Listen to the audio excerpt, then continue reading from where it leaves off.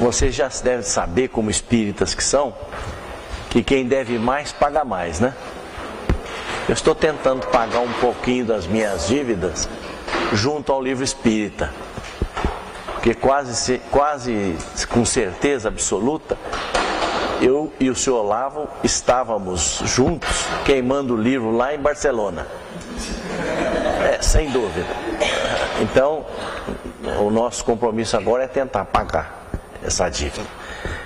Bem, pessoal, quando o Jean me convidou, e eu quero agradecer as suas palavras, Jean, quando o Jean nos convidou para virmos apresentar esse trabalho aqui, eu tenho certeza que ele pensou não só na minha experiência como expositor espírita, mas pelo trabalho que eu fiz no Banco do Brasil. Eu sou funcionário do Banco do Brasil aposentado, e lá no banco, nos últimos 10 anos, eu fui convocado para dar essas aulas para os funcionários do Banco do Brasil. Então, andei pelo Brasil todo fazendo esse tipo de trabalho. Eu acho que o Jean, querendo juntar o útil ao agradável, me convocou para esse trabalho. Que eu, como disse para ele, o nosso trabalho de hoje é baseado nesse pequeno livreto. Livreto no tamanho, porque de qualidade ele é muito bom. Chama Caridade do Verbo, lá na Federação Espírita do Estado de Goiás. E foi aqui que nós tiramos, vamos dizer assim, o 90% do que nós vamos falar aqui hoje. Fora a minha experiência e o conteúdo do Banco do Brasil que nós utilizávamos nas nossas aulas. Quero dizer para vocês que não viemos aqui hoje com o propósito de torná-los Divaldo Pereira Franco. Ninguém vai sair daqui Divaldo Pereira Franco. Por quê? Porque o Divaldo tem esta missão. Vocês veem que ele fala no mundo todo, todo mundo fica impressionado. Quer dizer, o Divaldo é um caso à parte. E até é um erro de cada um de nós se quiser imitar o Divaldo. Nós não temos que imitar ninguém, nós temos que ser nós mesmos. Então, o propósito não é sair daqui dizendo para vocês, olha, agora vocês são Divaldo Pereira Franco. Não. O propósito é subsidiar o trabalho de vocês, que é muito bem lembrado pelo Jean, que o objetivo é dar mecanismos para as pessoas melhor aprenderem e melhor aplicarem nos seus centros espíritas e quando forem convocados para palestra. E eu quero também agradecer ao Jean pelo convite, porque toda vez que nós fazemos algum trabalho, em qualquer área, quem mais aprende somos nós, porque o ouvido que primeiro ouve é o nosso. Então, nós estamos revendo coisas e aprendendo. Então, nós vamos falar hoje sobre exposição doutrinária espírita. E vamos ver, vocês podem perguntar a hora que quiserem. Depois vai haver um momento só para perguntas, eu tentarei passar aquilo que é da minha experiência, mas às vezes fica sempre uma coisa que ficou em dúvida, podem perguntar. Eu estou aqui cheio de fios, parecendo que eu estou entubado, mas é um para a caixa, o outro é para a máquina lá, para filmar, então vocês vão aguentando a mão aí, né? Então, qual que é a finalidade da exposição espírita? Vejam, nós estamos falando em exposição espírita. Então, a principal finalidade da exposição espírita é divulgar a doutrina espírita. Não é outra finalidade. Nós podemos falar de qualquer assunto na palestra espírita, de qualquer, mas temos que voltar para o conteúdo doutrinário. E qual é o enfoque que o Espiritismo dá? Então eu quero falar, por exemplo, sobre disco voador. Eu posso falar na casa espírita? Claro que posso. Mas qual é a opinião da doutrina espírita sobre este assunto? Porque senão nós não estamos fazendo divulgação doutrinária. E esse que é a finalidade. A principal finalidade da palestra espírita é divulgar a doutrina espírita. Então Emmanuel, no livro Encontro Marcado, no capítulo 37, diz assim: na tarefa de exposição dos princípios espíritas para a mente popular, medita na importância do serviço que a providência divina te confiou. Isso é Emmanuel que está dizendo. Quer dizer, o trabalho de oratória no centro espírita ou em qualquer casa espírita é de facilitar o entendimento, mostrar para as pessoas o que é que a doutrina pensa. Então vejam, vamos meditar nessa responsabilidade que a divina providência colocou na nossa mão. Muita gente chega na casa espírita desesperada, com problema de toda a ordem, problemas emocionais, problemas psicológicos, problemas espirituais. E às vezes uma palestra modifica a vida da pessoa. Nós damos a ela um caminho que ela está procurando. E eu tenho certeza, por muitas, inúmeras experiências, que os Espíritos colocam na boca de quem vai falar a palavra para aquele indivíduo que está procurando. Ou quantos casos a pessoa chega e diz, olha, aquele orador falou o que eu precisava ouvir. Não foi por acaso. Essa é a tarefa da mensagem espírita. Qual é que é a vantagem da exposição espírita? Primeiro, economia de tempo. Porque numa palestra que dura em torno de 45 minutos, 50 minutos, uma palestra oficial, e um comentário no centro dura em torno de 30 minutos, tem a vantagem de economia de tempo, porque nesse pequeno espaço de tempo, quanta coisa é apresentada da doutrina espírita. Pontos básicos da doutrina, livros que são citados, mensagens que são relembradas, enfim, é uma economia de tempo muito grande. Depois tem como vantagem também despertar para o estudo, porque você ouve um comentário, mas eu gostaria de me aprofundar nesse assunto. E aí dá a bibliografia é a relação de livros que foram utilizados, a pessoa vai procurar, vai estudar, vai melhorar. Então é um mecanismo, sem dúvida, de despertar para o estudo. Quanta pessoa vai ao centro, ouve uma palestra que toca no seu coração e fala, eu agora quero estudar esse assunto melhor, eu agora quero compreender. Então, desperta para o estudo. Facilita o aprendizado, porque não é da agora, mas a doutrina atravessou uma época que não havia ninguém que estudava. Eram só pessoas de boa vontade que vinham e faziam os comentários, muito mais inspirados pelos espíritos que queriam transmitir a doutrina. Mas como é que ia aprender pessoas que nem na escola estavam, nem frequentavam a escola? Então facilitava o aprendizado, porque o comentarista, aquele que ia fazer o comentário, facilitava o entendimento. Além disso, o objetivo da palestra é atender as pessoas que estão iniciando na doutrina espírita, que ainda não leram a obra básica. Então houve um comentário, houve uma palestrinha, houve um estudo, participa de um estudo, o que acontece? Ela fica entusiasmada para conhecer a doutrina espírita. E esses iniciantes, e todo dia chega gente nova na casa espírita. Todo dia. Nós temos que ter lá um método de facilitar o entendimento através da palestra espírita. E quais são as desvantagens de ficar na palestra espírita? A principal delas é a passividade dos ouvintes. Como vocês estão aí agora, estão sentados, ouvindo. Eu estou jogando conhecimento e vocês estão absorvendo como se eu fosse o dono da verdade. E se nós ficarmos todo dia, ir à reunião sem nenhuma participação, sem nenhuma integração com o assistente, o que acontece? É a minha palavra que está valendo. E na doutrina espírita nós sabemos, não há doutor, há alunos. Todos nós somos alunos na doutrina espírita, estamos aprendendo. Então, ninguém é dono da verdade. Cada um vê um ângulo, cada um vê de um jeito. Então, é por isso que essa passividade, às vezes, é um pouco prejudicial. A pessoa se acomoda com aquilo, vai à reunião na quarta-feira, assiste a palestra, vai embora para casa e não medita naquilo que foi falado. Não se preocupa em interpretar aquilo que foi dito, não se preocupa nem em aplicar aquilo que foi recomendado. Às vezes não há possibilidade do debate. De uns tempos para cá, nós temos criado isso já em grupos que nós participamos. Sempre se reserva, depois da palestra, um minutinho para pergunta e resposta. Se a palestra é de 45 minutos, nós reservamos 15 para perguntas e respostas. Porque as respostas é que ensinam mais do que a palestra. Porque às vezes a pessoa pergunta um ponto-chave que não foi abordado. E aquele ponto é fundamental para o aprendizado. Então é através das perguntas que nós facilitamos o entendimento. Eu quero dizer para vocês que foi o Dr. Cleomar Borges de Oliveira, recém-desencarnado, e aqui nós prestamos uma homenagem a ele, que iniciou com esse trabalho de perguntas e respostas no Centro Espírita. Que não era hábito nos centros permitir perguntas e respostas. Então, sempre que possível, não nas palestras oficiais, mas naquelas rotineiras do Centro Espírita, sempre reservar um tempo para perguntas e respostas, para tentar eliminar aquela passividade que nós falamos ali no começo. Tá bom? Superficialidade da abordagem. Muitas vezes, o orador não entra nos pontos principais do tema que ele está desenvolvendo. Então ele fica muito superficial ele não aprofunda a questão, e isso deixa a impressão para as pessoas que a doutrina é só aquilo. Naquele ponto que ele está abordando, o que a doutrina pensa é só aquilo, quando a doutrina é muito profunda.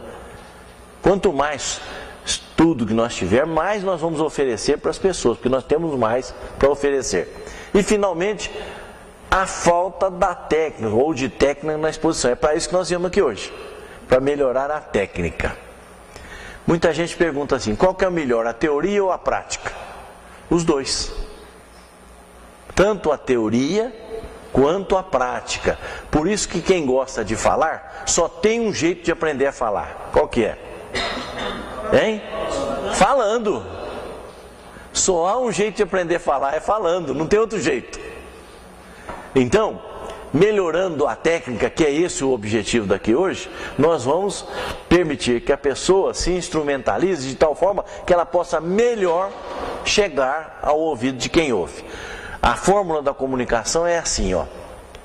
Emissor, que é quem fala, e receptor, que é quem recebe a mensagem. Antigamente, se pensava que o mais importante era o emissor. Então a pessoa ouvia uma palestra, por exemplo, do Divaldo, e quando saía falava assim, que maravilha a sua palestra. Eu não entendi nada, mas que maravilha. Porque ele empolga pelo jeito dele, porque é maravilhoso. A presença espiritual que ele cria é isso mesmo. Nós ficamos mais emocionados do que esclarecidos. Não está errado não, eu não estou criticando o Divaldo. Eu estou mostrando que a comunicação é interpretada a isso. Se impactava a pessoa, pronto, estava resolvido. Hoje inverteu. O bom comunicador não é o que fala bonito, não é o que fala certo, não é o que empolga as pessoas. É o que é entendido.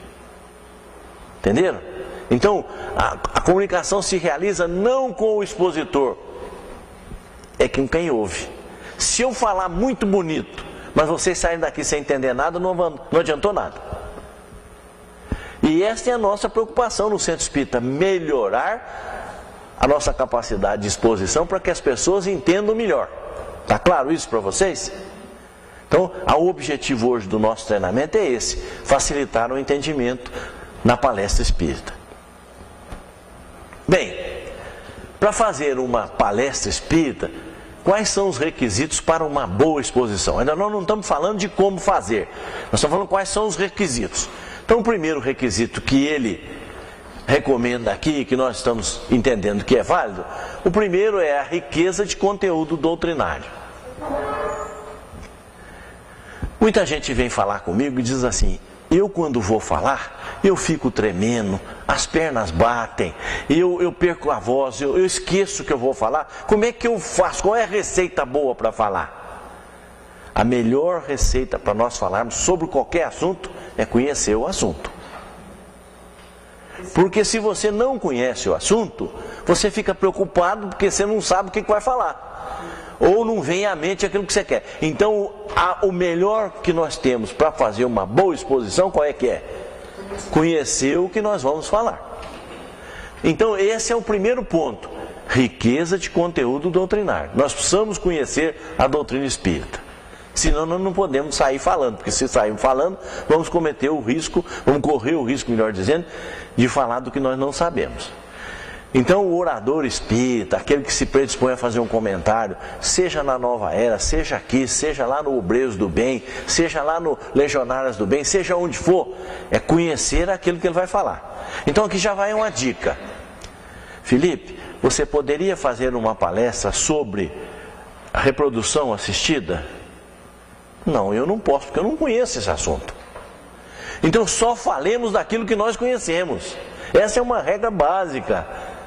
Se convidarem você para falar sobre doutrina espírita e o direito, eu não vou falar, porque eu não sou advogado, em primeiro lugar. Segundo, eu não conheço o assunto. Eu corro o risco de ir lá falar uma besteira muito grande e comprometer a doutrina espírita. Então, só aceite um convite para falar, ou só escolha um tema para falar, naquilo que você é capaz de preparar. Está claro isso para vocês? Isso é riqueza de conteúdo doutrinário. Clareza. Então, para a gente poder fazer uma boa palestra, para que todo mundo entenda, nós precisamos ter clareza. Clareza do quê?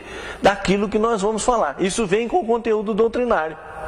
Se você conhece, se você estuda, o que acontece? Você tem facilidade de chegar lá. Nós vamos dar umas técnicas aqui para ajudar. Mas é preciso você ter conhecimento doutrinário, riqueza de conteúdo e também onde é que você quer chegar?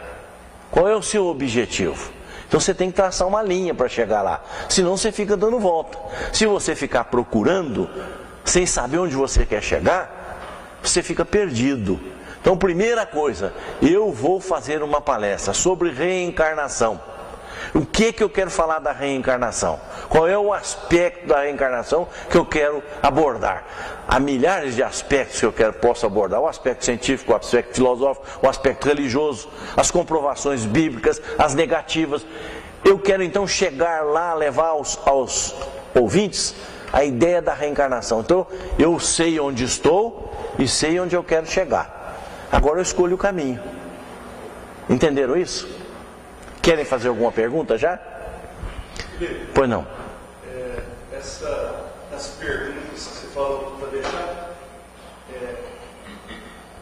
no curso que eu fiz, o cara deu uma dica, por exemplo, quando você vai abrir espaço para perguntas, durante a palestra você falar, já preparar, porque é muito comum, assim, a pessoa abre uma pergunta no final e ninguém está esperando. Então, quando você já vai, igual a gente perguntas, no final vai ter um espaço. Isso. As perguntas sobre o tema. Participação sobre o assunto.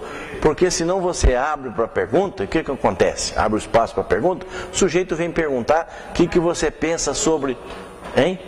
O que você pensa sobre as energias que estão no espaço?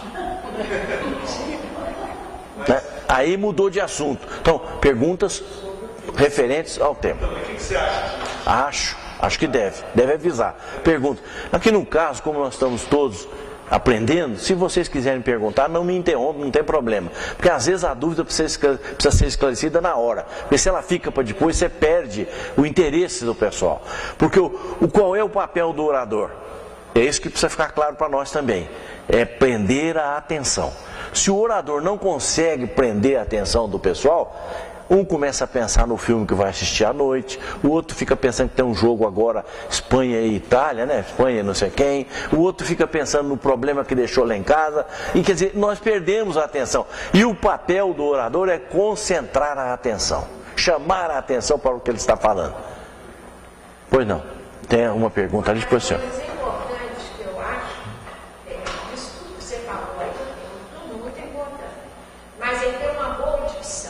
Isso nós vamos chegar lá. Vamos chegar lá. Você. Tem oradores que emenda a palavra. Isso. Às vezes fala de perto, ou fala muito alto, ou fala mais baixo. Isso, nós vamos chegar lá, vamos tratar desse assunto.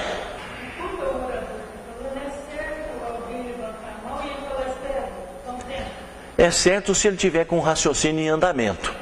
Porque se ele está fazendo, por exemplo, uma explicação de um problema, de uma equação que ele quer demonstrar, se ele parar, ele perde a sequência. Então ele perde 1 minuto para poder terminar o raciocínio dele e depois responder a pergunta. Tá certo? Vamos em frente. Tem que ter boa pronúncia. Olha o que o senhor está dizendo. Boa pronúncia qual é? Nós aqui dessa região de Minas Gerais, nós comemos os S's finais. Nós vamos nas casas dos nossos amigos. Nós falamos assim, nós não falamos, nós vamos às casas dos nossos amigos. O S e o R nós não pronunciamos. Então é procurar abrir a voz, para que todo mundo possa ouvir. E falar todas as letras, todas as palavras. Porque às vezes pode ficar uma dúvida em quem ouve. Ele falou isso ou falou aquilo? Então, boa pronúncia. Saber adequar a voz ao ambiente. Hoje, nos centros espíritas, todos têm esses microfoninhos aqui, ó. Tá fácil, o som aí é bom, né? Mas antigamente não tinha. Então você precisa adequar a sua voz ao ambiente onde você está, ao número de pessoas. Porque se você ficar falando baixinho, ninguém vai ouvir. Não é isso? Agora, se falar muito alto também incomoda, né? Acorda quem está dormindo, mas incomoda. Então, saber adequar o volume de voz, não ficar uma voz monocórdia, que é um som só, chato pra burro, para não chegar lá. Depois, pois não. Mas quando eu fiz um curso de oratória, o professor do nosso curso, ele deu uma boa dica, que é realmente sensacional. É você gravar a sua própria voz. Isso. E você colocar para ouvir. Você vai ter uma decepção. Você vai falar para você mesmo assim, ó, como é que esse pessoal me aguentou? Aí você vai corrigir, igual você falou, comer palavras. Isso. Isso aí tem umas técnicas. Existe um livro, escrito primeiro em francês e agora em português já foi traduzido, que chama Prenda a Palavra. Ele até ensina você a falar diante do espelho, treinar a modulação de voz ouvindo música, é muito importante. Mas vamos lá, colocar aquele lápis sextavado na boca, e tentar falar com aquele lápis, porque você vai desenvolvendo a sua voz. Bom, objetividade é aquilo que nós falamos. Se eu estou aqui, sei onde é que eu quero chegar, eu sei o caminho que eu vou escolher para chegar lá mais depressa. Tem gente que começa a falar, bem, meus irmãos, vamos fazer uma palestra aqui hoje sobre reencarnação. Porque vocês sabem, aqui na nossa cidade de Franca, o trânsito anda muito complicado. Aliás, é o problema da vigilância em São Paulo, quer dizer, roda e não chega lá no objetivo. Então nós temos que ter objetivo. Qual é o nosso objetivo e como é que eu vou chegar lá? Não quer dizer que você não possa florear, enfeitar com algumas ilustrações, com alguns adendos. Mas cuidado para você não se perder nesses caminhos e ir para outros lados que não o seu objetivo. Criatividade, é esse enfeitar que eu estava falando, né? Contar um caso dentro do tema. Um caso que vai ilustrar. Então você usa a sua criatividade. E isso não há como ter criatividade se não tiver conhecimento. Porque é o conhecimento que nos permite trazer outros valores para dentro da palestra que nós queremos fazer. Tá bom? A criatividade é muito do orador, é dele mesmo. Mas ele precisa ter conhecimento doutrinário. Senão não adianta contar uma bela história que não leve a um conhecimento adequado. Versatilidade. Quer dizer, o indivíduo saber sair de situações, saber abordar o tema do jeito que ele tem que abordar. Quer dizer, é aquele indivíduo que nós chamaríamos de polivalente. Agora, a doutrina espírita tem esses três aspectos: ciência, filosofia e religião. Aí eu quero dizer, eu sou polivalente, eu falo sobre qualquer assunto. Corre o risco de não falar sobre nenhum. Então vamos ver qual é que é a sua facilidade. Então, se eu tenho mais facilidade em comentar o Evangelho, eu vou ficar nessa área do Evangelho. Mas eu tenho uma facilidade danada para falar de filosofia, então vou ficar na filosofia. Mas eu gosto muito da ciência, então fica na ciência. Porque se você ficar pulando de galho em galho, daqui a pouco você escorrega e cai. E o que nós queremos é que o participante ouça e entenda. Porque se ao final ele falar, a palestra foi muito bonita, mas não entendi nada. Não adiantou. A comunicação se dá quando a pessoa entende o que você falou. Mudou o esquema, tá bom? Agora eu coloquei ali uma coisa para nós espíritas: vivência do ensinamento. Então o Padre Antônio Vieira, nos seus famosos discursos, nas suas prédicas famosas, existem livros analisando o que ele falou e até transmitindo o que ele falou. O Padre Antônio Vieira, aqui no Brasil, era um português que morou no norte do Brasil. Ele disse assim: o orador não deve pregar ciência alheia. Então eu fico falando para você, gente, vamos ser humildes, e não tem humildade nenhuma. É claro que a doutrina espírita não pede para nós perfeição da noite para o dia, até porque isso não se faz, não realiza. Mas vamos procurar ser pelo menos coerentes com o que nós pregamos. O mínimo de coerência. Santidade não, porque ainda não é para nós, mas um mínimo de coerência. O orador espírita é desafiado. No livro Falando a Terra, Emmanuel faz uma frase muito boa quando ele diz para nós o seguinte: que Deus faz surgir o lírio no pântano, e que quando nós vamos falar, os espíritos falam por nós, quando alguém está precisando. Mas não é por isso que nós vamos falar assim, não, eu vou ficar de papo pro ar. Na hora que eu vou falar, os espíritos vêm e falam. Você não fala. Não fala, não tem isso, tá certo? Porque você fica nervoso. Aí se você ficou nervoso, você corta o contato com os espíritos. Felipe, Pois não. o Marcos Talês conta um caso, uma história engraçada para ilustrar isso aí. Ele encontrou um morador num bar, depois da palestra. Passou assim, e estava tomando cerveja, fumando, não sei se estava fumando. Acho que estava fumando, tomando cerveja. Aí ele chamou a pessoa, ué, você aqui, desse jeito? Aí foi o orador que você Lá é lá, cá é cá. Pois é, tem gente que pensa que nós somos espíritas só na casa espírita. Isso é muito fácil. Todo mundo me trata bem, ninguém pisa no meu calo, tá tudo bom. O desafio é ser espírita em todo lugar. Sem esse falso puritanismo, eu não bebo cerveja porque eu sou quase santo. Não é isso. Não é isso. Porque não é o camarada, ele pode beber cerveja e ser muito melhor do que eu que não bebo. Nós temos que ter bondade no coração. Ser sincero, não é o fato do indivíduo tomar uma cerveja, fumar um cigarro, que ele deve ser condenado. A pureza, Jesus disse, não está da boca para fora, a pureza está da boca para dentro. É o que entra, o que sai da boca que fala, o coração está cheio. Não foi o que Jesus avisou? Então, não vamos ser puritanos, mas vamos ser coerentes com aquilo. O problema é dele com Deus, não é nosso, né? E ó, o que o espírita não é, fiscal da vida alheia e delegado de polícia. Isso o espírita não é. Mas ele é... Hein? Cabe a nós julgar. Ninguém. Mas o que manda é a Nossa consciência. Agora, a coisa que nós mais gostamos é condenar os outros. Vemos o cisco no olho alheio e não vemos a trave no nosso olho. Jesus já falava isso, né?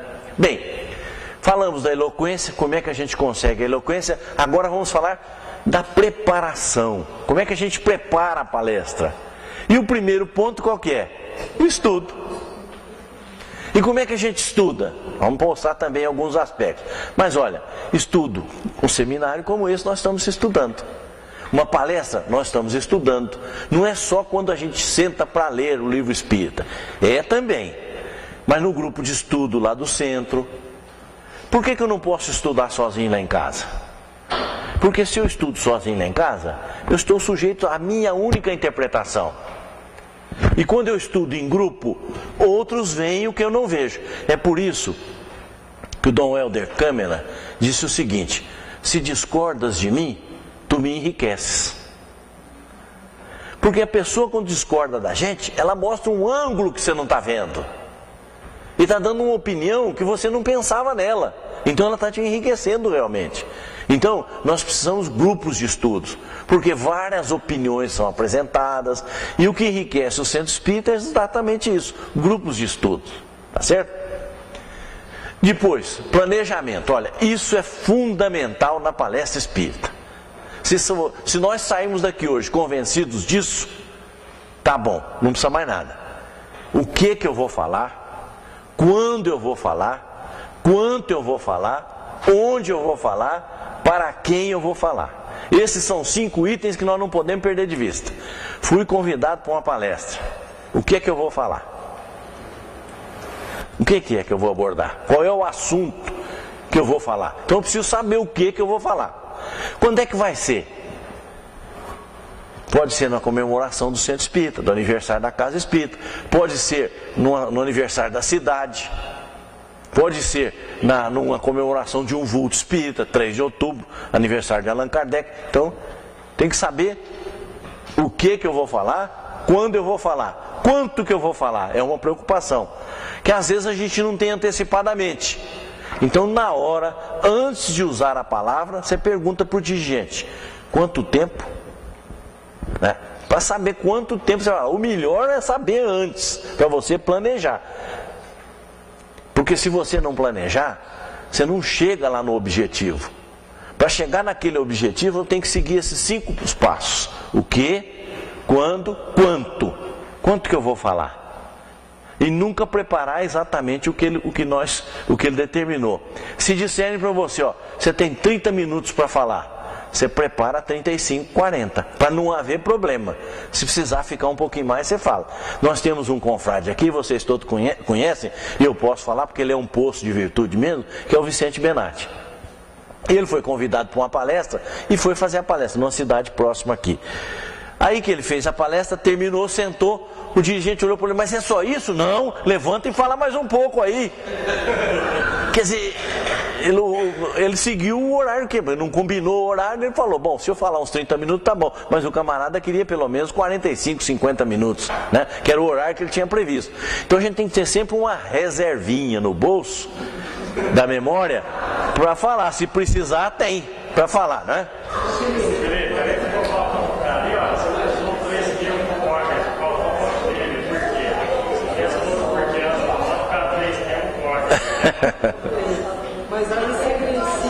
Olha, vamos ouvir a pergunta dela aqui. Se ele tiver o conhecimento, né, se ele estudou, tiver conhecimento do tema, ele pode falar. Pode improvisar. Pode improvisar, mas é mais difícil. Se você planejar, fica mais fácil. Então veja, o que, quando, quanto, onde. Onde é que você vai falar? É num ambiente fechado? É numa casa espírita? É na biblioteca pública da cidade? É no ginásio de esportes? Tudo isso a gente precisa saber. Para quê? Para você saber o que você vai usar de recurso. Porque se eu fizer um trabalho como esse que eu estou fazendo aqui agora, com esses slides, num ginásio de esportes, não funciona. Não funciona. Então você precisa saber com quem que é, com o que você vai contar. Se for um ambiente fechado, você pode usar esse recurso. Se for um ambiente amplo, em praça pública, como é que você vai fazer usando um recurso desse? Não funciona. E para quem? Eu fui convidado para fazer uma palestra sobre espiritismo e reencarnação. Qual é a visão espírita da reencarnação? Para os médicos da faculdade de medicina. Eu não vou preparar como se eu estivesse preparando para a casa espírita.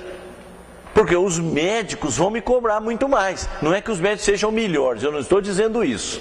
É até, as pessoas mais humildes são muito melhores de coração. É isso que eu quero deixar claro. Mas você tem que cuidado para não falar besteira, para não comprometer a doutrina. Tá claro isso para vocês? Então, para quem que eu vou falar? Ah, não, você vai falar para um grupo de pessoas estrangeiras. Eles não conhecem nada de espiritismo. Então não adianta eu chegar lá falando das maravilhas do espiritismo. Tem que mostrar para eles o que é o espiritismo, as bases da doutrina espírita.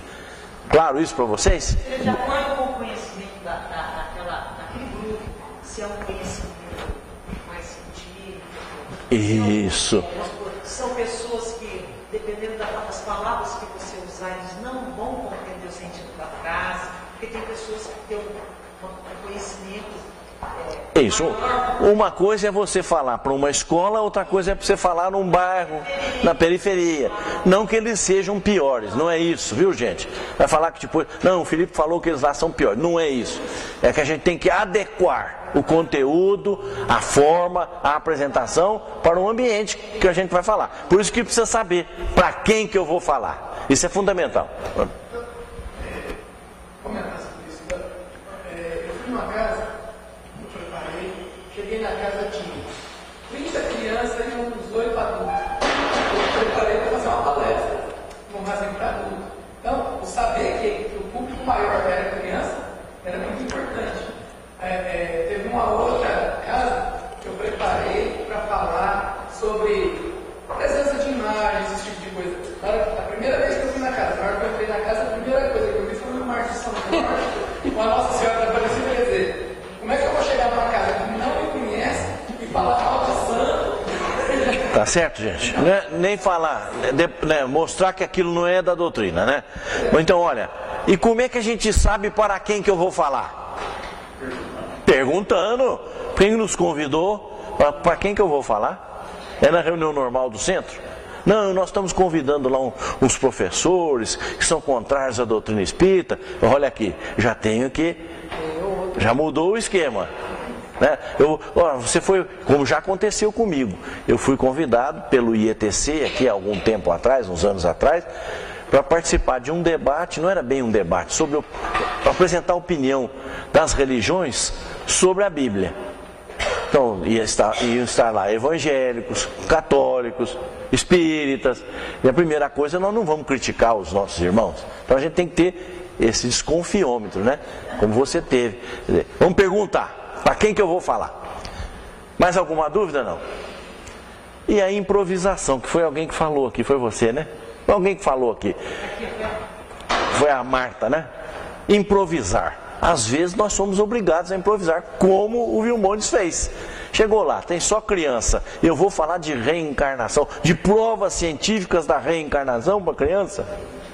Eu posso contar uma historinha, para que eles mesmos tirem o ensinamento, facilitar, entendeu? Um pedagogo belga chamado Jerome Brunner, ele dizia assim: qualquer coisa pode ser ensinada a qualquer pessoa, a qualquer tempo, desde que se adapte o conteúdo ao entendimento da pessoa. Para isso tem que ter o conhecimento. E por aí você tem que ter o conhecimento e saber como vai adequar. Qualquer coisa pode ser ensinada a qualquer pessoa, a qualquer tempo, desde que se adapte o conteúdo ao entendimento da pessoa. Então você tem que saber fazer isso aí. Isso é a improvisação. Vocês querem fazer alguma pergunta sobre esse slide? Podemos passar para frente, né? Eu quero só voltar essa pergunta, porque o pessoal talvez comenta muito com a gente. No caso do participante da casa fazer uma pergunta, o orador não tem conhecimento suficiente para responder. Não tem vergonha nenhuma você falar assim: olha, eu não tenho esse conhecimento, eu vou pesquisar e eu volto aqui numa outra oportunidade e venho trazer, porque nós não somos enciclopédia ambulante. Tá certo? Pode ser que a pessoa faça uma pergunta que eu não... Se me perguntar de física quântica, eu não sei. Só isso não é da área do meu conhecimento. É melhor ser humilde nessa hora, mesmo que a gente não seja humilde, do que falar besteira. Então, olha, isso não é da minha área de conhecimento, mas eu vou procurar saber, ou vou pedir para uma outra pessoa que entende vir aqui fazer uma palestra sobre esse assunto. Porque nós não somos obrigados a saber tudo. Nós não somos mais que pessoas que prepararam um tema. Por isso que ninguém é melhor do que ninguém. Nós preparamos aquele tema, tá certo? Ô Felipe, só uma dúvida dentro daquela... Do anterior. Assim, quanto a maneira de olhar para a plateia. Tudo isso nós vamos falar. Vamos. Oh. Eu cheguei atrasado e fala rapidinho sobre eloquência. Eloquência vem do conhecimento que você tem da doutrina. Quer dizer, há umas pessoas que nascem com a eloquência natural, são oradores naturais. Citei aqui como exemplo o Divaldo. O Divaldo, ele empolga pelo jeito de falar, ele já é um poeta falando, né? Mas aquele que não tem, vai adquirir eloquência, primeiro, falando, porque só se aprende a falar falando. Existe até um livro em inglês que é assim, né? Learn speak by speaking. Aprenda a falar falando. E depois estudando, conhecendo a matéria. Porque se você conhecer, você sabe do que você está falando. Uma coisa ajuda a outra, a prática e a teoria para você falar. Bem, como preparar? É o ponto seguinte que nós vamos chegar onde nós todos estamos querendo. Como preparar? Primeiro lugar, a escolha do tema. Muitos de nós, mais antigos expositores espíritas, fomos para muitas palestras espíritas assim. O dirigente do centro nos convidava e a gente perguntava para ele assim: qual é o tema que você quer? O senhor Lins não só dá o tema, como dá as indicações. Ele já sabe o que o orador quer. Então, como é que você escolhe o tema? Ou pelo pedido do dirigente, ou por você. E muitos de nós chegam assim: lá na hora eu improviso qualquer coisa. Não improvisa. Vai fazer coxa de retalho. Então, a escolha do tema é fundamental. Por quê que é fundamental? Para você saber onde você quer chegar. Senão você fala de tudo, menos do ponto que você quer chegar. Então, a escolha do tema. E dentro do tema, você vai adotar a ideia mãe. Então eu fui chamado pelo senhor Lins para vir falar sobre reencarnação. E ele falou para mim que não quer que eu fale provando a reencarnação. Ele quer que eu fale onde na Bíblia estão os conhecimentos da reencarnação. Então a ideia mãe é essa. O tema geral, reencarnação. A ideia mãe, a reencarnação na Bíblia. Entenderam isso? O que é a ideia mãe? Entenderam o que é a ideia mãe? É aquela... Existe para a vida, é isso que está querendo. Isso que eu quero, é o ponto fundamental. Eu vou falar sobre a comunicabilidade dos espíritos, a interferência dos espíritos na nossa vida. O que eu quero provar com isso? A obsessão. Então, eu tenho a ideia mãe, interferência dos espíritos na nossa vida. Qual que é a ideia mãe geral, para eu poder abordar? A obsessão. Como é que os espíritos interferem nos obsidiando? Está claro isso? Então, primeira coisa, escolha do tema, estabelecer a ideia mãe que eu quero abordar. Aquele que é meu ponto de vista. Depois, eu tenho que usar os meus recursos próprios. E onde é que eu busco esses recursos próprios? Tudo bem, Fátima? Eu queria te pedir encarecidamente uma pausinha. Pois não. Tem um carro aqui na entrada da vila que eu Sim. precisava que tirasse, não sei se é daqui. Alguém daqui está com um carro parado na vila aqui, Benelli? Está na rua, Goiás 79, 73. Então tá lá, está resolvido. Tá? Pode ficar tranquila, Fátima. Então, Não vai estar atrapalhando não. não, foi até um descanso para nós. Um fôlego. Vamos lá. Recursos próprios. São os recursos que eu tenho. E esses recursos eu adquiro onde? No estudo, na participação nos grupos, na frequência no centro, ouvindo os outros companheiros, porque todo orador, todo sem exceção, tem uma mensagem boa para nós. Mesmo que ele só fale besteira, nós vamos aprender que ele falou besteira. Nós vamos desenvolver o nosso senso crítico. E outra coisa, gente, é muito comum eu ouvir isso, porque eu coordeno algumas palestras aqui em Franca, quando terminam a semana, termina o mês de Kardec, o Invipa, a pessoa fala assim, aquele orador eu não gostei não. A pessoa não sabe o sacrifício que o coitado fez. Primeiro, é no mínimo uma semana de não dormir sossegado. Se ele for responsável. Porque tem gente que não é responsável, mas que se ele for responsável, ele fica uma semana sem dormir pensando no que ele vai falar. E não tem outro jeito, tem que ser assim mesmo. Segundo, ele dá o melhor que ele pode. Não é o que a pessoa quer, mas é o melhor que ele pode. Eu gosto de dar um exemplo matemático, porque fica fácil de entender. Quem pode 100 faz 50, está fazendo 50%, não é? Mas quem pode 10 e faz 8, está fazendo mais do que o que fez 50, porque fez 80%.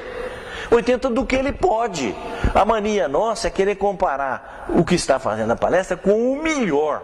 E nós todos temos que botar uma coisa na cabeça. Nós não temos compromisso com o sucesso. Nós temos compromisso com o Cristo, com a doutrina. Então, vamos fazer o melhor que nós podemos. Agora, se a pessoa não gostou, o que nós podemos fazer? Agora, nós não podemos dar razão para ela. Por isso, nós temos que preparar. Você já abordou duas coisas aí que tem a ver com a vaidade humana. Isso.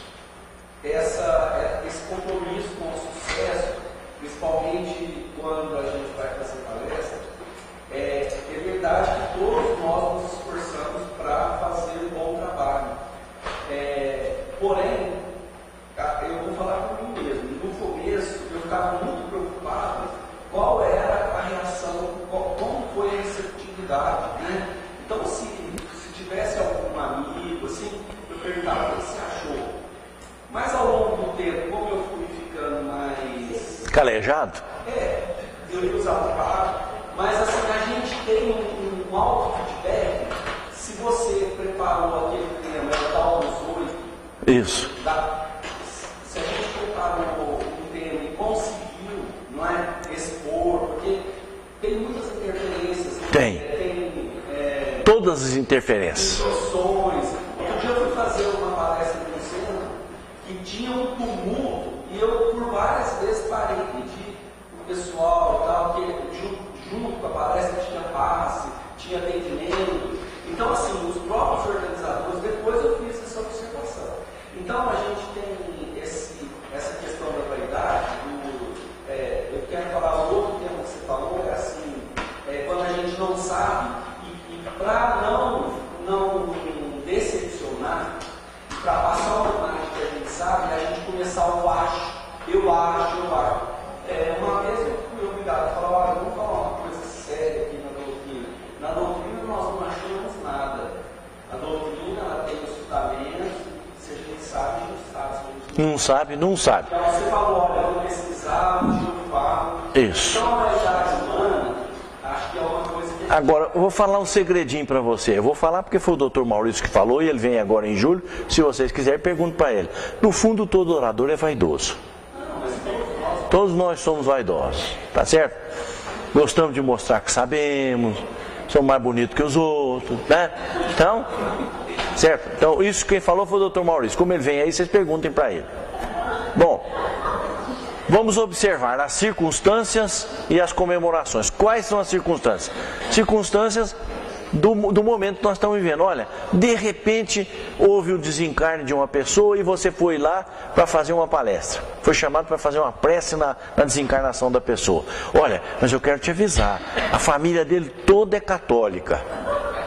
Então você tem que observar as circunstâncias. Agora você chega lá, vai fazer a palestra. Não, porque o catolicismo nunca ensinou direito. E mete o pau no catolicismo. Então você tem que observar as circunstâncias onde você vai falar.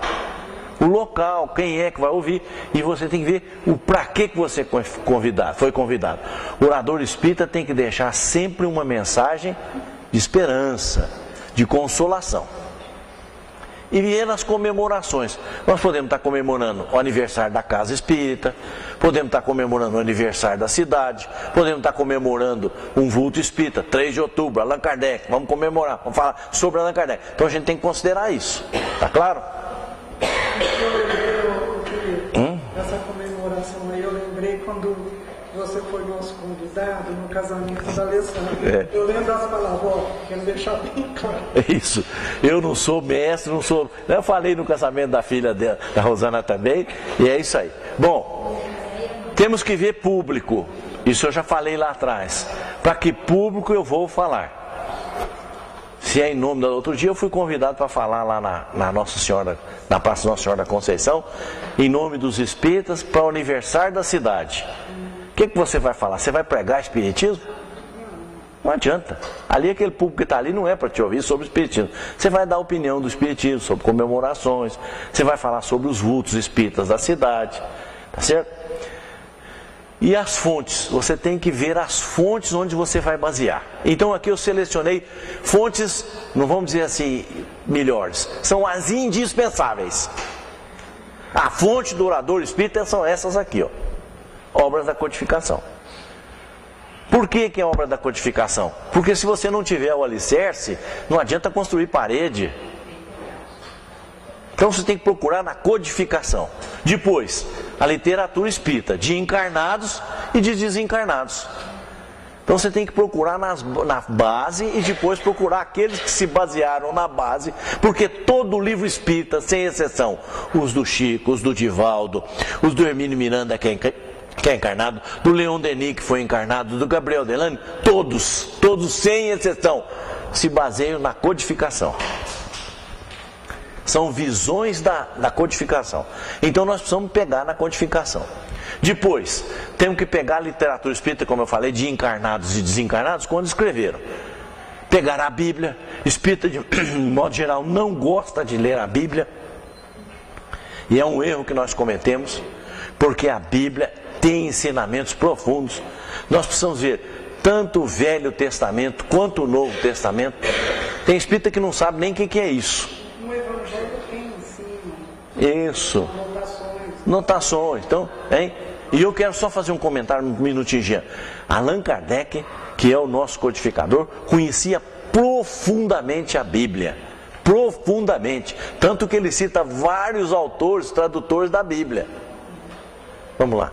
Nós passamos por uma experiência esses dias, fui fazer uma compra e um senhor, eu faço compra sempre com ele, ele falou, eu preciso conversar com você hoje, eu sei que você é espírita e tal, mas eu queria discutir por que vocês não acreditam na Bíblia. Eu falei, mas espera aí, o que a gente vai falando? Não, que eu conversei com o espírita de tal centro, tal. Eu falei, não, esse não estuda. Esse não estuda.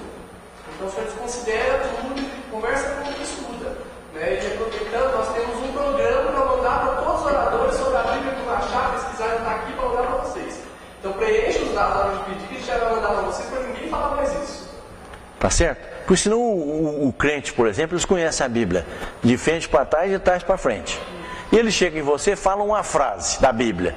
E como é que o Espiritismo interpreta isso? A Bíblia nega, está escrito aqui. Você não sabe, você fica perdido. É bom, vamos ver como é que é bom. Mas não fala. Eles são estudiosos. Quer dizer que nós não precisamos saber a Bíblia de cor, mas nós precisamos pelo menos desconfiar do que o camarada está falando. Depois, a literatura em geral. Nós precisamos gostar de ler, gente. Essa é que é a verdade. A literatura em geral tem livros maravilhosos, autores espetaculares. Então, vamos ler. Tem que ler literatura. A literatura do mundo, para nós tirarmos uma visão espírita. Porque senão nós ficamos só com aquela visão espírita. Então, vamos ler a outra para nós analisarmos do ponto de vista espírita. Temos que procurar as fontes históricas. Se há uma palestra, por exemplo, dia da comemoração do aniversário de Franca, que é 28 de novembro. Por que é 28 de novembro? Quem foram os personagens que a gente tem? Nós temos que buscar as fontes históricas para fazer referência. Porque se nós começarmos... Bom, eu acho, como diz o Ricardo Abrão, eu acho que 28 é o aniversário de Franca. Mas eu acho que... Não, como é que é? Eu acho. Não, eu acho que foram os fundadores. Não foi fundação, foi elevação. Então não fala, porque você não está sabendo, é melhor não falar. Então procurar as fontes históricas. E finalmente a internet, que hoje está facilitando o assunto. Agora, tomem um cuidado com a internet. A internet tem uma enxurrada de porcaria. Inclusive falando de coisas que o Espiritismo não fala. Então vamos saber filtrar. Vamos saber tirar o joio do trigo. Alguma pergunta sobre isso? Vamos em frente. Ainda sobre as obras da codificação. Nós estamos insistindo nisso porque o orador espírita tem que se basear na codificação. Então são esses livros da codificação os recomendados para a gente estudar. Então o primeiro é o Livro dos Espíritos, que foi publicado no dia 18 de abril de 1857. O Livro dos Espíritos é toda a doutrina espírita. O espírita que não conhece o Livro dos Espíritos não se pode dizer espírita. Porque todos os demais livros nasceram do Livro dos Espíritos. Então nós temos que ter... O Kardec disse tudo? Não, ele mesmo fala que não. Mas ele deixou as bases. Ali estão lançadas as bases. Depois vieram os pensadores que foram ampliando aquilo que ele falou. É como, sabe aqueles copinhos que tem nas instâncias hidrominerais para a gente tomar água, que é pequenininho assim, depois você puxa ele vai abrindo? É isso que a gente faz com a doutrina espírita. A base é Kardec, e depois vai abrindo. Então, estudar o Livro dos Espíritos, o Livro dos Médiuns, para quem gosta de mediunidade, que foi publicado 4 anos depois do Livro dos Espíritos. E uma curiosidade, o Livro dos Médiuns, não sei se vocês sabem, é chamado do segundo Livro dos Espíritos. Porque Allan Kardec escreveu lá no Livro dos Médiuns, ou a continuação do Livro dos Espíritos. Por que é a continuação do Livro dos Espíritos? Porque a maior parte do Livro dos Espíritos, 538 perguntas, é dedicada aos espíritos. Que foi isso que a doutrina espírita veio revelar. Que ninguém falou dos espíritos como a doutrina espírita falou. Da pergunta 76 a 638, né? 137 por aí. Bem, depois, o Evangelho segundo o Espiritismo, que foi publicado em 1864. O Céu e o Inferno em 65 e a Gênese em 1868. Esse aqui eu não esqueço a data nunca. Porque a Gênese foi publicada no dia 1º de janeiro, no dia 6 de janeiro de 1868. E eu me casei exatamente, a primeira vez, um século depois, no dia 6 de janeiro de 1968. Então isso não pode esquecer, né? Outras obras da codificação, que não são propriamente o Pentateuco. Esses 5 são chamados de Pentateuco.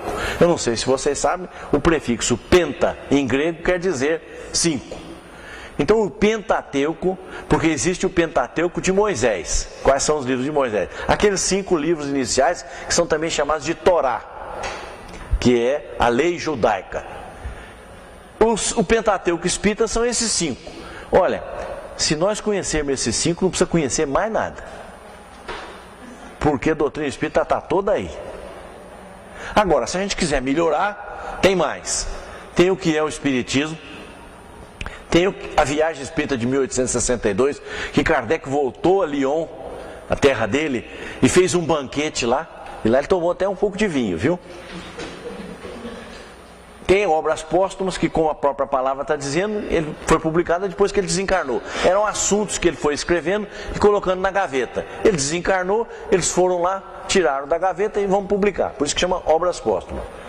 E tem a Revista Espírita, que são 12 volumes, fora o índice, para a gente pesquisar. Só a Revista Espírita, gente, dá pano para manga. Porque para ler, precisa ler todo dia um pouquinho, porque senão não consegue ler os 13 volumes. Então, esta é a obra básica que nós precisamos conhecer.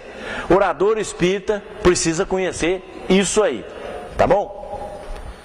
Depois dessas obras, eu estou sugerindo para vocês a literatura espírita, a chamada literatura espírita dos encarnados, que já desencarnaram, e a dos desencarnados. Então temos a obra de Leon Denis. Quem gosta de filosofia, Leon Denis é pura filosofia. Livros como Problemas do Ser, do Destino da Dor, No Invisível, Depois da Morte, são livros que nos dão base para nós falarmos sobre filosofia espírita. Depois tem Gabriel Delany, aí já é um aspecto científico. Gabriel Delany é um aspecto científico da doutrina. Então tem o livro A Reencarnação, Evolução Anímica, que nós precisamos ler para entender o esquema. Depois tem Ernesto Bozzano, que é o italiano que escreveu também a parte científica da doutrina. Hermínio Miranda, está encarnado ainda. Pulei Flammarion lá, né? Camille Flammarion, que foi colaborador de Kardec, segundo o livro Brasil, Coração do Mundo, Pátria do Evangelho. Hermínio Miranda, está encarnado ainda com 92 anos de idade, escrevendo maravilhosamente. Herculano Pires, que já está desencarnado, mas quando encarnado escreveu uma obra monumental. Eliseu Rigonati, Caio Barchuti, o Richard Simonetti, que também está encarnado ainda, o Severino Celestino, que eu e o senhor Orlin estavam comentando agora, e que virá a Franca agora em julho, na primeira semana de julho, participar do Envipa aqui no Judas Iscariotes. Para quem não sabe, o Envipa é o encontro do Vicente Paulo, mas é aberto para todo o centro espírita.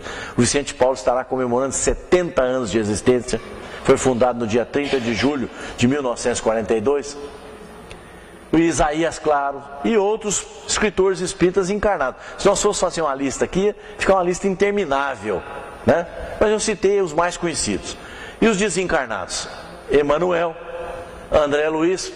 Só Emmanuel e André Luiz, gente, nossa Senhora. Emmanuel tem livros sobre história, sobre política, sobre ciências, sobre filosofia. O Emmanuel tem obras que aquela coletânea Caminho, Verdade e Vida, Pão Nosso, Fonte Viva e Vinha de Luz, comenta o Evangelho inteirinho nesses quatro livros.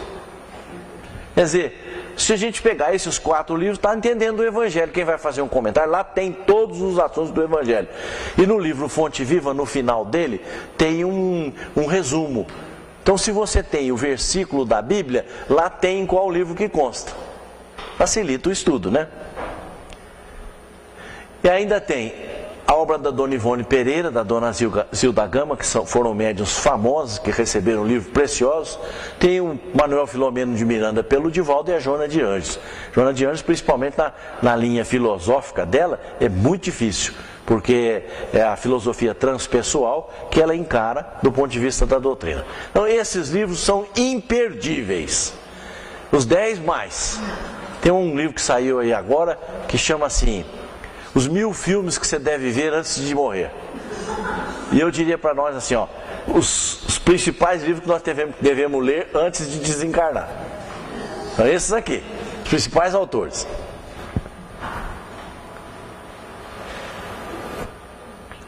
Agora é o que interessa para nós, né? Como é que eu vou preparar a palestra? Tudo isso que nós falamos até agora foi para chegar aqui. Vocês vieram aqui para isso aqui, não é isso? Mas é que tinha que fazer essa preparação para esclarecer, né? A gente chegava, onde é que nós chegamos? São degraus que nós vamos plantando para chegar lá. Então, como preparar? Em primeiro lugar, a gente prepara uma palestra olhando o livro pelo índice. Eu tenho um amigo que fala assim, ó, eu leio até as capas, até as orelhas do livro. Porque às vezes ali tem informação preciosa. Então, pegou o livro, vamos ler o índice. Então, se eu pego um livro e quero falar sobre reencarnação, vamos ver o que ele fala aqui sobre reencarnação. Vamos ver. Pelo índice nós sabemos. Se não for pelo índice, nós temos livros facilitadores. Antigamente não tinha isso na doutrina espírita. Quando ia preparar, ou você procurava um confrade mais experiente, ou você malhava lá até encontrar o assunto. Agora facilitou. Porque esses aqui, ó, a FEB publicou um livro que chama O Espiritismo de A a Z. Esse livro da FEB, tem todos os livros que foram publicados pela FEB. E os assuntos que ele trata. Então é fácil de achar. Depois tem o Vademecum, que é Vademecum quer dizer um resumo, um orientador. Esse Vademecum, vamos supor que você vai falar sobre amizade. Onde é que eu pego alguma coisa sobre amizade? Então você vai lá na palavra amizade e ele indica os livros que tratam de amizade. As páginas para te orientar. Entenderam isso? Facílimo demais. Como esse Vademecum tem um indicador espírita, do João Gonçalves. Ele também fala, quero falar sobre fraternidade, quero falar sobre reencarnação. Ele indica. Lá no Idefran nós temos, muita gente telefona no Idefran, perguntando, onde é que eu acho um assunto sobre isso? Nós damos, vamos lá. Não é que a gente sabe de cor, não. A gente vai lá no livro, vê o que ele quer e informa. Tá certo? Tem a bibliografia espírita do Grupo Brasileiro de Divulgação da Doutrina Espírita. É ótimo, em 2 volumes. Ele põe até os textos onde estão citadas as palavras que nós queremos. Depois tem Doutrina Espírita da Aparecida Mercy Espada Borges. Ela pegou 800 verbetes espíritas e fez comentários sobre eles e mostrou o que é que a doutrina espírita pensa. Tem ainda o índice remissivo do Livro dos Espíritos, que é do professor Zé Jorge. Então tem lá, o índice remissivo é aquele que remete ao assunto que você quer. Então se você quer ver no Livro dos Espíritos o que é que fala sobre reencarnação, você vai lá no índice, a palavra reencarnação, e ele te dá as perguntas do Livro dos Espíritos que tratam da reencarnação. Especialmente a 222, que é o resumo teórico da reencarnação no Livro dos Espíritos, que é quase um livro dentro do Livro dos Espíritos. Tem a antologia do perispírito do professor Zé Jorge, que é um espetáculo, tudo sobre perispírito. Quem quiser fazer uma palestra sobre perispírito, lá tem tudo. E finalmente, Prontuário de André Luiz. Foi um companheiro nosso que escreveu. Se você quiser saber onde é que André Luiz trata de um assunto, vamos dizer André Luiz falando sobre família, você vai lá no prontuário, família, e ele fala no Nosso Lar, ele fala no Missionário da Luz, ele fala no Libertação, entenderam? Ora, facilita, hein? Prontuário eu não coloquei o autor porque ele é... Me ajuda aí, Flor de Lis. Prontuário do André Luiz, você lembra dele? É um companheiro nosso ali de Araras que fez. Mas me desculpe, eu não estou lembrado agora do nome. Alguma coisa que vocês querem falar sobre esse assunto? Perguntar alguma coisa? O prontuário tem lá? Tem. Tem tanto para emprestar como para comprar, viu? Vamos fazer um intervalinho. Só mais esse item aqui. A sequência da fita. Vamos lá. Então agora nós vamos fazer um intervalinho para terminar, depois que nós fizermos o intervalo, para voltar como estudar, que é a gente passar a prática. Falamos onde pesquisar, agora vamos falar como é que a gente pesquisa. Chegamos aqui num ponto, continuando a falar como preparar, então vamos como estudar para o tema. Você já tem o tema, já tem a ideia mãe, que é a ideia que você quer abordar, o aspecto que você quer analisar. Como é que eu estudo este assunto? Que é o que nos interessa.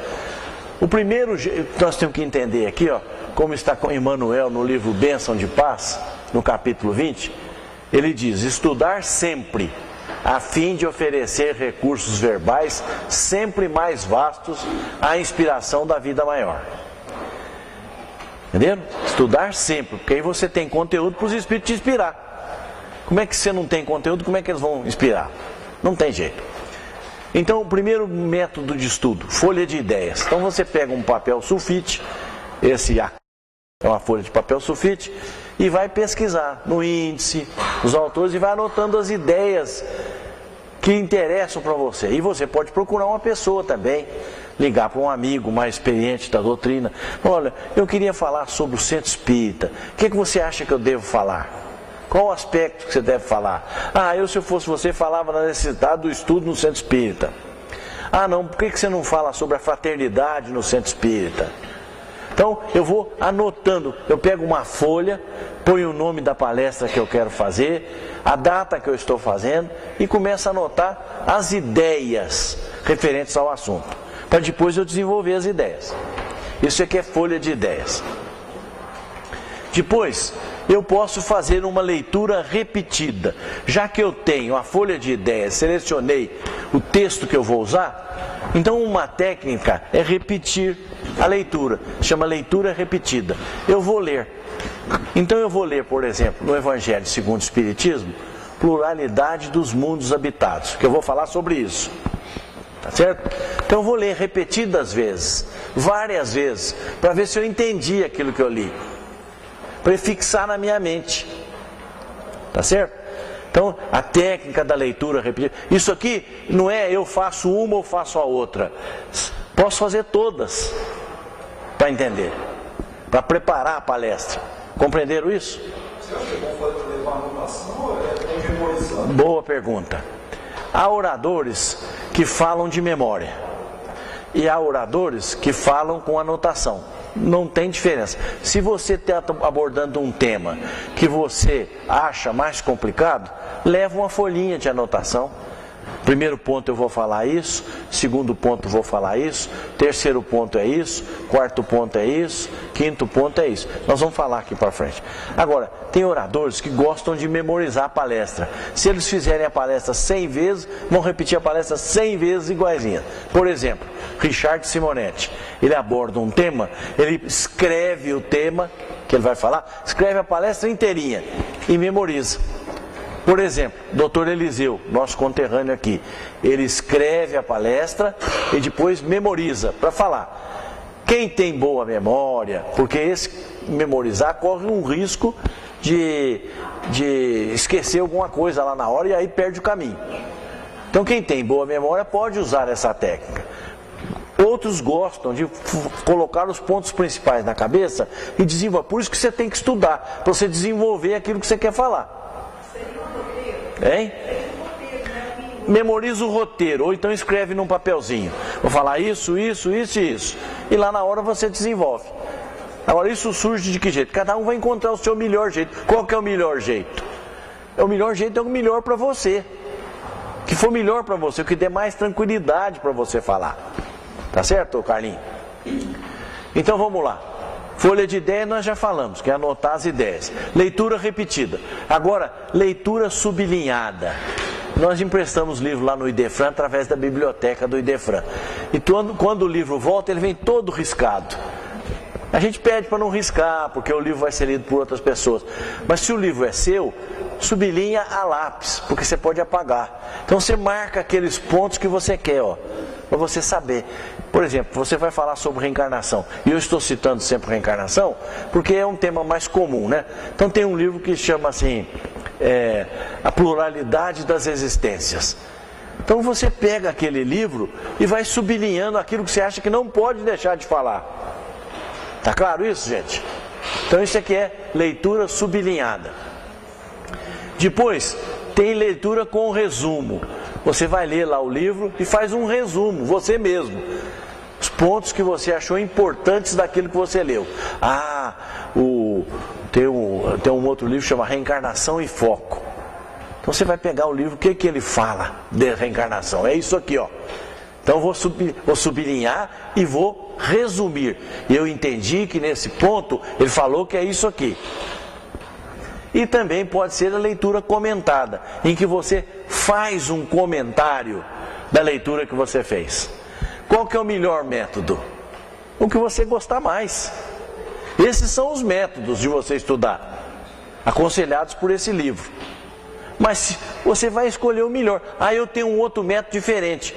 Eu tenho um amigo que ele pega a palestra, por exemplo, ele vai falar sobre reencarnação. Desculpe eu estar insistindo em reencarnação, vai falar sobre reencarnação. Então ele pega uma palestra do Divaldo, põe no carro e fica ouvindo. Ou põe no gravador e fica ouvindo. Depois ele pega uma do Richard Simonetti e põe para ouvir. Depois ele pega uma outra do Severino Celestino e põe para ouvir. Aí ele faz na cabeça dele uma mexida. Ele fala, ó, eu vou fazer isso, vou fazer... E aproveita todas as 3 palestras. É o jeito dele. Está errado? Não, para ele é o melhor, não é? Cada um vai encontrar o jeito melhor. Ah, o meu melhor jeito é sublinhar. O meu melhor jeito é comentar. O meu melhor jeito é ouvir palestra. Cada um vai encontrar. A sugestão que nós fazemos é esta daqui, ó. Folha de ideias, leitura repetida, leitura sublinhada, leitura com resumo e leitura comentada. Tá claro isso para vocês? Bom, como preparar ainda? Esboçar. Então você vai esboçar. Eu quero chegar lá naquele ponto. Já fiz as leituras que eu queria, estou com os temas aqui. Agora, como é que eu vou esboçar a palestra? Ah, primeiro eu vou falar desse assunto, segundo eu vou falar desse assunto, terceiro eu vou falar desse assunto. Nós ainda vamos chegar lá. Então, você esboça, procurando concatenar os assuntos. Não pode deixar uma coisa aqui, falar da outra lá no fundo, depois voltar aqui, depois falar lá na frente. Não, faz uma coisa crescente, de tal forma que você chega ao objetivo que você deseja. Tá claro? Vê muito que tem oradores que têm conhecimento, mas se perdem, aí chega no final vira aquela salada. Ninguém entendeu. Então tem que concatenar os assuntos. O que eu vou falar na sequência? O que vem depois? O que vem antes? Então, para poder escrever o que você vai falar, você procura simultaneamente, quer dizer, no mesmo tempo. Então você está falando do tempo de Jesus. Então, se você vai fazer uma referência no tempo, outra, você tem que falar naquele tempo, começando do mais antigo para o mais próximo. Então, esse que fala do hoje, pula lá para trás, fala lá atrás, pula cá para frente, não tem que ter uma concatenação, uma simultaneidade. Primeiro os mais antigos, depois os mais recentes. Primeiro os mais simples, depois os mais complicados. Entenderam essa simultaneidade? Tem que haver continuidade. Então, por exemplo, se eu estou analisando os seguidores de Kardec, no tempo de Allan Kardec, vou falar os colaboradores de Allan Kardec. No tempo de Allan Kardec havia um cientista que se preocupou com a obra dos planetas habitados. Foi Camille Flammarion. Ele veio para fazer, ele nasceu em tal lugar, viveu assim, era professor, era astrônomo. Ele colaborou com Kardec porque ele escreveu vários livros falando da pluralidade dos mundos habitados. Porque ele era, quer dizer, falar das coisas que acontecem ao mesmo tempo, simultaneamente. Depois, falar com as semelhanças, fatos e ideias semelhantes. Não adianta eu falar de uma coisa se eu falar de laranja e melancia. São frutas, mas não são semelhantes. Então nós temos que falar de coisas semelhantes, para poder a pessoa entender melhor. Se eu quero dar um exemplo, eu tenho que dar um exemplo semelhante àquilo que eu estou falando. Se eu estou falando de planetas habitados, eu tenho que falar de planetas, eu tenho que falar de cometas, o que é que são planetas, o que é que são cometas, por que são habitados, por que a doutrina espírita classifica os planetas. Então eu tenho que falar de coisas que têm a ver entre si, colocar cada coisa embaixo de cada coisa. Por que Kardec é codificador da doutrina espírita? Quando ele foi convidado para ir assistir às sessões de mesas girantes, na casa da senhora Pleine Maison, no dia que ele foi lá, que ele viu os fenômenos, já deram para ele, porque ele já era famoso, já tinha cultura, era um respeitado professor na França, eles deram 50 cadernos para eles, com perguntas que eles haviam anotado. Faziam pergunta e anotavam a resposta. Faziam pergunta e anotavam a resposta. Por que ele é o codificador da doutrina? Porque ele pegou aqueles cadernos todos. Hein? Isso, ele pegou aqueles cadernos, mais o que ele pegou, o que ele conseguiu depois com perguntas que ele fez, e colocou assunto embaixo de assunto. O que era Deus, Deus. O que era espírito, espírito. O que era lei moral, lei moral. O que era esperança e consolações, esperança e consolações. Isso é que é coordenar, ser codificador da doutrina. Principalmente nessa hora que você falou sobre astronomia, tem muita gente do espiritismo que tem um pouco conhecimento dessa área. Eu tenho um jornal na minha casa que eu tenho guardado mesmo. Lá traz a informação do século XIX falando que a galáxia tem 30 milhões de estrelas. Nós sabemos hoje, nas informações atuais, que é de 200 a 300 bilhões de estrelas. Tem que tomar muito cuidado nessa área de... Nessas citações. E aí o que nós temos que fazer? Procurar quem sabe. Quem sabe do assunto nos informa. Ou a internet, ou um companheiro, sempre filtrando a internet, porque a internet nem tudo que ela fala é verdade. E tem lá cada mentirada que você vê opinião a favor e contra, né? Uma técnica errada. Isso. Então, esboçar a palestra também é usar a antítese. Por exemplo, o amor edifica, o ódio destrói.